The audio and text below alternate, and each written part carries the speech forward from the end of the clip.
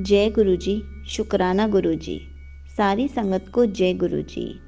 आज मैं आप सबको बताऊंगी कि क्या गुरुजी के अलग अलग रंग के चोले में अलग अलग महत्व होते हैं।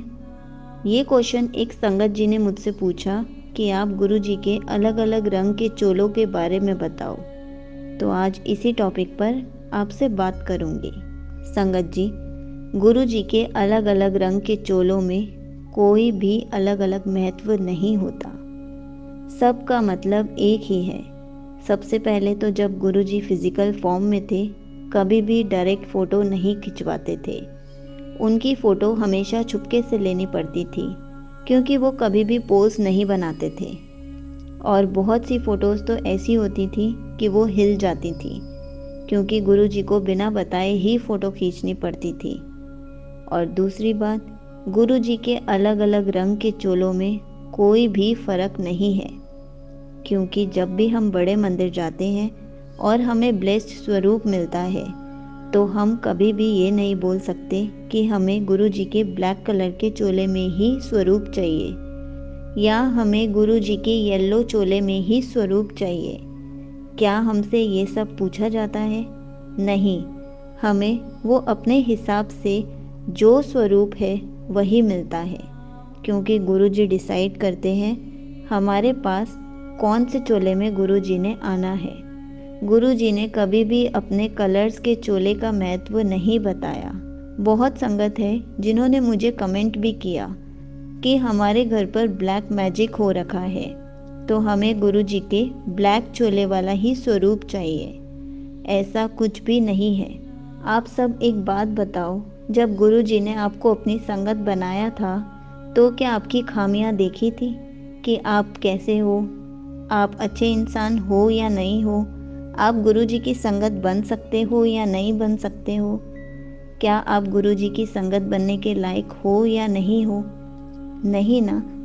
जब गुरुजी ने आपको अपनी संगत बनाने के लिए नहीं सोचा, एकदम से आपका हाथ पकड़ लिया, तो फिर आप गुरुजी के चोले को कैसे सेलेक्ट कर सकते हो कि आपको येलो चोले में ही स्वरूप चाहिए, रेड चोले में ही स्वरूप चाहिए, या फिर ब्लैक कलर के चोले वाला स्वरूप ही ब्लैक मैजिक हटाएगा? ऐसा कुछ नहीं है। गुरुजी किसी भी संगत के घर में किसी भी कलर के चोले में उनका स्वरूप जाए, कोई फ़र्क नहीं पड़ता। मेन इम्पॉर्टेंट बात है कि गुरुजी का स्वरूप आपके पास है, गुरुजी की ब्लेसिंग्स आपके पास है, गुरुजी आपको ब्लेस कर रहे हैं, गुरुजी आपके घर में स्थापित हो रखे हैं, गुरुजी आपके घर को संभाल रहे हैं। आपके हेड ऑफ द फैमिली, किसी के फादर बन के, किसी के दोस्त बन के आपके घर पर हैं। आप गुरुजी की संगत हो। ये सारी इम्पॉर्टेंट बातें हैं, ना कि गुरुजी का कौन से कलर का चोला है वो इम्पॉर्टेंट, क्योंकि हमें कभी भी गुरुजी के चोले के कलर के हिसाब से स्वरूप अपने घर में नहीं लाना है। हमें जैसे गुरुजी जिस रूप में हमारे घर में आना चाहते हैं, उसी रूप में लाना है। हम कभी भी डिमांड नहीं कर सकते कि गुरुजी ब्लैक चोले में ही आना। ये गलत होगा। जब गुरुजी ने हमारे लिए नहीं सोचा, तो हमें भी ये सब नहीं सोचना है।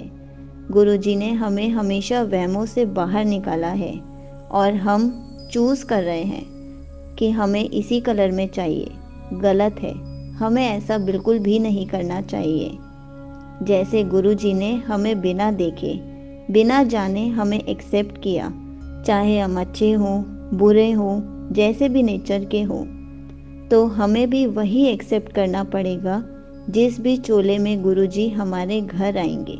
हमें कोई भी कलर चूज़ करने की ज़रूरत नहीं है, क्योंकि कलर्स का कोई महत्व नहीं है। हम भी बहुत सारे कलर्स पहनते हैं, तो क्या उन कलर्स के महत्व होते हैं?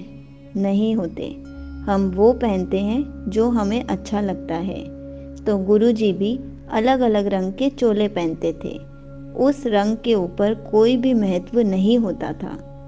अगर ऐसे होगा तो बड़े मंदिर में जब भी स्वरूप मिलेगा, तो एक ही कलर के पीछे बहुत सारी लाइन लग जाएगी, और वहाँ पर सेवादार के लिए स्वरूप देना बहुत मुश्किल हो जाएगा।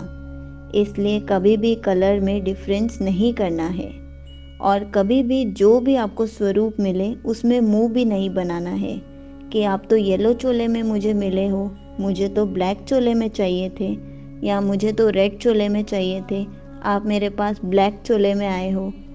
कभी ऐसा नहीं करना चाहिए। इसलिए संगत जी, कलर्स के ऊपर कभी भी वहम नहीं करना है। गुरु जी ने हमें हमेशा वहमों से दूर रहने को कहा है, ना कि वहमों में पड़ने के लिए। इसलिए जो भी जैसा भी जिस भी रूप में आपको स्वरूप मिले वो बहुत बड़ी बात है, क्योंकि आपके लिए ब्लेसिंग्स हैं, आपके लिए खुशियाँ हैं। अगर आपको गुरु जी से रिलेटेड कुछ भी पूछना है तो आप कमेंट्स में पूछ सकते हैं। मैं उसका आंसर कमेंट में रिप्लाई करके या फिर वीडियो बनाकर ज़रूर दूंगी। जय गुरु जी, शुक्राना गुरु जी।